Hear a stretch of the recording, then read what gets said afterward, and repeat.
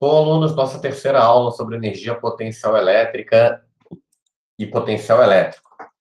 Então, o que vem a ser o potencial elétrico? Se uma carga de prova aqui for colocada em um campo elétrico, ela fica sujeita a uma força elétrica. Isso nós vimos na nossa aula anterior. Então, eu tenho uma grande carga, que tem, então, uma região do espaço em volta dessa grande carga, que cargas que se aproximem vão sofrer ou atração ou repulsão. Então, quando eu coloco essa carga Qzinho, chamada carga de prova, próxima de Qzão, ou atrai ou repele. Como elas têm o mesmo sinal, vai acontecer uma força de repulsão. Isso nós já vimos. Então, essa força, pelo princípio da atração e reação, né, pela terceira lei de Newton, elas vão se afastar. As forças são de repulsão.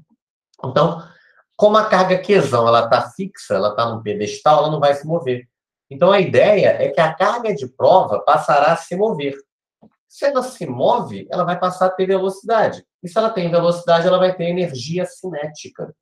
Então, quando a gente fala de potencial elétrico e de energia potencial elétrica, eu estou querendo captar a energia cinética dessa carga, porque a gente já estudou energia anteriormente, e a energia ela pode ser transformada. Então, eu posso transformar a energia elétrica em energia cinética e vice-versa. Então, a ideia é essa historinha que eu contei para vocês, né? Então, vamos lá. O que é o potencial elétrico? A energia cinética da carga de prova aqui, ela deve-se, então, a uma energia elétrica, né? Ela não vai começar a andar do nada, ela não vai adquirir velocidade do nada. Ela tem uma energia potencial elétrica que vai se transformar em energia cinética. Para que isso aconteça, essa carga de prova ela tem que estar dentro do campo elétrico de Qzão. Isso é obrigatório para poder ter a força. Então, repara, eu tinha uma carga Qzão. Essa carga Qzão tem um campo elétrico grandão aqui fora. Eu botei Qzinho aqui com uma velocidade zero, como se eu estivesse segurando a carga ali. A partir do momento que eu solte, essa força de interação entre Qzão e Qzinho fez com que aparecesse uma força em Qzinho e essa força transformasse em movimento a carga Qzinho. Então, a carga Qzinho começa a ganhar velocidade, ou seja, começa a transformar a energia potencial elétrica em energia cinética. E repara, lembra da equação da força elétrica? K, módulo de Qzinho, módulo de Qzão pela distância ao quadrado? Pensa comigo. Conforme essa carga Qzinho está andando para a direita, a distância entre as cargas está aumentando. E se a distância aumenta, a força diminui. Então, você está diminuindo essa interação elétrica conforme a carga se distancia. Só para plantar aí uma ideia para vocês de transformação. Quanto maior a energia cinética, menor tem que ser a energia potencial elétrica, pois é uma transformação de energia que está acontecendo aqui. Então, eu coloquei a carga Qzinho dentro desse campo elétrico de Qzão, aparece uma força, ela vai ganhando velocidade para a direita, ou seja, ela vai adquirindo energia cinética, a força vai diminuindo, então vai diminuindo a energia potencial elétrica. Então, eu vou definir o potencial elétrico como sendo uma divisão, né, da energia elétrica pela carga de prova. Porque, repara, quando eu botei Qzinho aqui, parado, tinha uma energia potencial elétrica. Se eu boto uma carga de 2Qzinho, vai aparecer uma força de menos 2F, que vai produzir, então, menos 2 vezes a energia. Então, repara que existe uma proporcionalidade. Sempre que eu divido a energia pela carga, vai aparecer uma constante. E essa constante é que eu defino de potencial elétrico. Tá?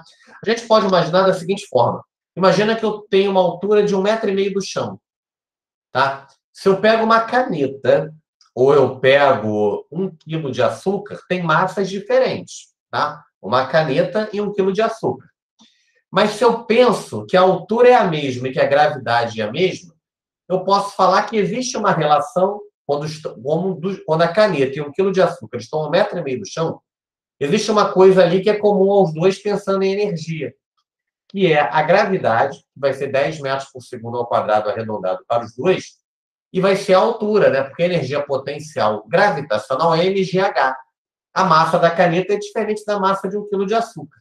Porém, a gravidade vezes a altura vai ser a mesma.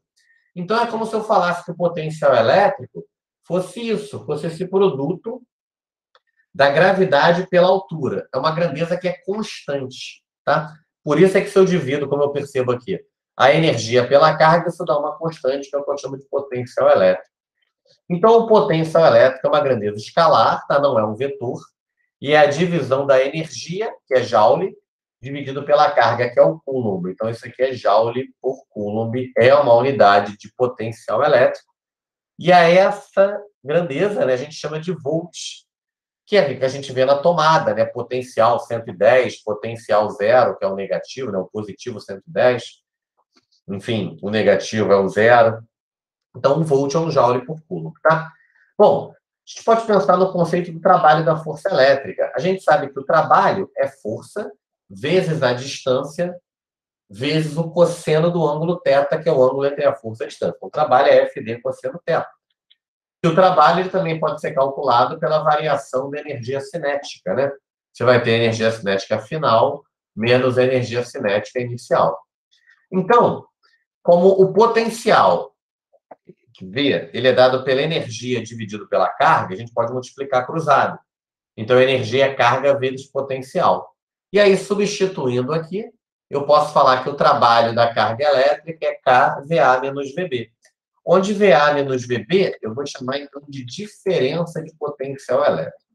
A gente vai reparar, vocês devem estar recordando um pouco o ensino médio, né? Eu estou querendo fazer exatamente isso nessas primeiras semanas do curso, é resgatar um pouco desses conceitos de ensino médio, porque uma fórmula ela entra dentro da outra e acaba se multiplica, né, em N fórmulas de física, né, em fórmula de trabalho, de potencial, então fica uma sopa de letrinhas aí.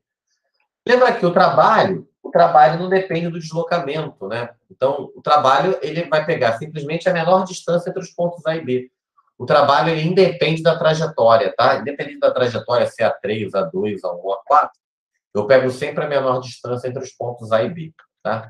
Então, isso é importante, tá? Então, vamos lá. O trabalho ele pode ser positivo, né? Então, o trabalho da força elétrica é um trabalho motor, e o trabalho pode ser negativo quando alguém vai lá e faz um movimento que não é espontâneo.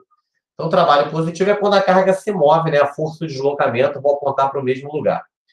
Quando a força está para um lugar, mas o deslocamento está para o outro, isso seria um trabalho negativo. Seria um trabalho resistente. Certo? Então, pessoal, deixa eu mostrar o que parecer aqui uma... Bom, deixa eu ver se eu tenho aqui. Não. Então, vou parar por aqui. A gente, então, continua numa próxima aula. A gente, bem devagar, nessa questão do potencial elétrico, a gente retoma, então, numa discussão, certo? Vou passar uma lista de exercícios, colocar um resumo para vocês no Classroom, e a gente vai ter os nossos encontros para trocar uma ideia. Obrigado aí pela atenção. Um abraço.